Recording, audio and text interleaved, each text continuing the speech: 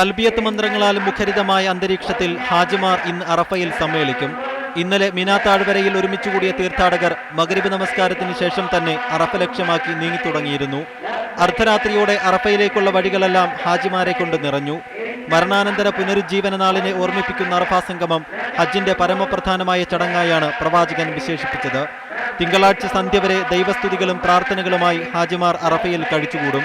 ഉച്ചനമസ്കാരത്തിന് മുമ്പായി പ്രവാചകന്റെ ഹജ്ജ് പ്രസംഗത്തെ അനുസ്മരിപ്പിച്ച് ഇമാം പ്രഭാഷണം നിർവഹിക്കും.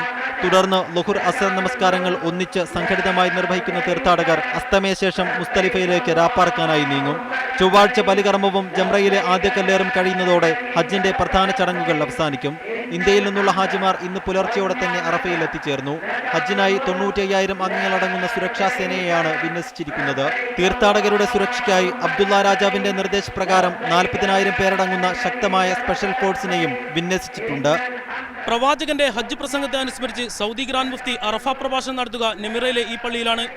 അറഫ പ്രഭാഷണം ശ്രമിച്ച് സൂര്യാസ്തമനത്തിന് ശേഷം ഹാജിമാർ മുസ്തലിഫയിലേക്ക് നീങ്ങും. അറഫയിലെ നെമിറ പള്ളിക്ക് മുമ്പിൽ നിന്നും റബി മുഹമ്മദ്, മീഡിയ 1.